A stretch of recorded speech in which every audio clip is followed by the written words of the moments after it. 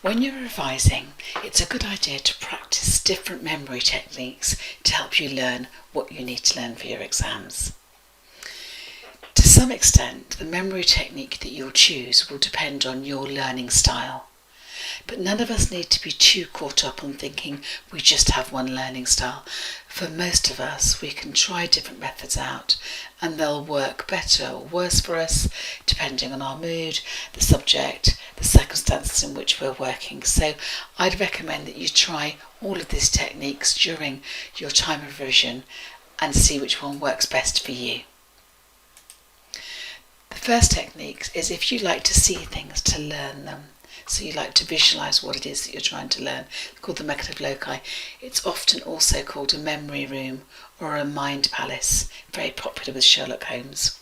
So the idea is that you imagine a room with which you're very familiar and you place facts and images and objects mentally around that room. So that when you come into the room in your mind, when you're trying to remember, you remember that you put the name of the novel on the top of your coffee desk or sitting in your cup with the date of somebody's birth or death. So the idea is that you have in your mind a room, a palace, and you've put facts and information in there, and you can stroll around and visualise that information later on.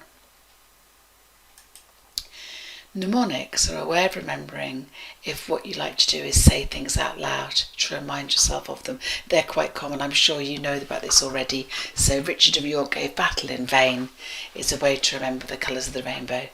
Red, orange, yellow, green, blue, indigo and violet, those initials also the initials of the sentence Richard of York gave battle in vain. One hint here, a lot of these mnemonics exist and you can find them very easily online, so don't worry to make up your own mnemonic for things. You might want to just check first of all and see if there's one that people already say works well for them and try that one first.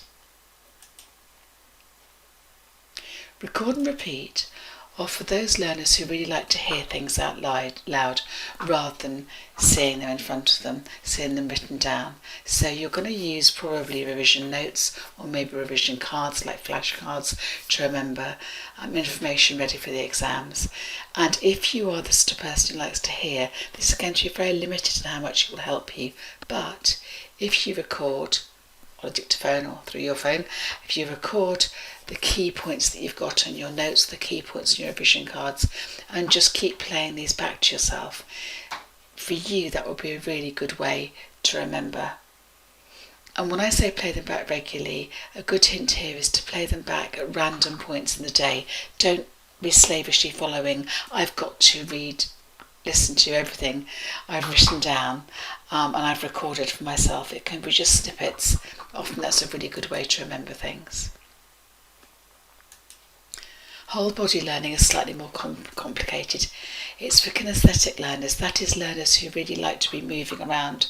If you're the sort of person where you find yourself fiddling with a pencil or a pen whilst you're listening to somebody, or you find it quite difficult to sit quiet in a lecture, you're often making notes almost for the sake of moving around. Or if when you've been given a task to do, you quite often find you have to get up and look out of the window. If you're that sort of learner, then you want to make your memory tasks as physical as you possibly can. So you might make a model of something to see how a process works, but that's actually quite complicated for what many of you are trying to do. But we all know the idea of producing, say, a timeline or a spider chart or a flow chart to show how information fits together. For kinesthetic learners, they would often rather produce a huge timeline or plan or process or flowchart, so they actually physically have to walk along to look at it. If they're trying out the memory palace technique, they would actually walk around a room to visualise the things that they're trying to remember. This can work really well if you're in a revision group with people who like to learn in a similar way, because you can act out, say, in brief, obviously, the narrative of a play, the narrative of a novel, and that will really help you remember the order of events. But it's not just used within literature, this can work very well for scientists as well, actually working through and acting out a concept or a process or a theory. So kinesthetic learners, you need to be thinking about how you can produce some whole body learning.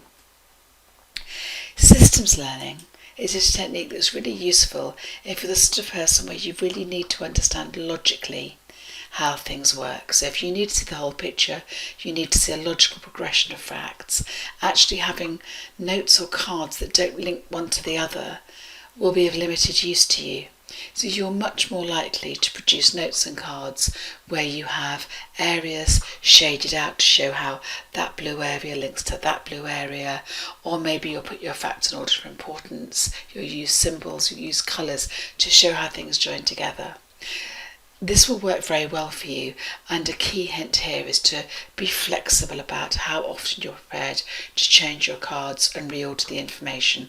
Until it settles into a logical order for you, you're going to find it quite tricky to let it rest and really let it sink into your brain. So if you're a logical sort of learner and you like to see the whole picture, then systems learning is the way forward for you. So you've seen here several different methods, 5 different methods you could use. As I said at the very beginning of this, it's a good idea just to try them all out, see which one works for you, and I hope that will help you to improve the effectiveness of your revision.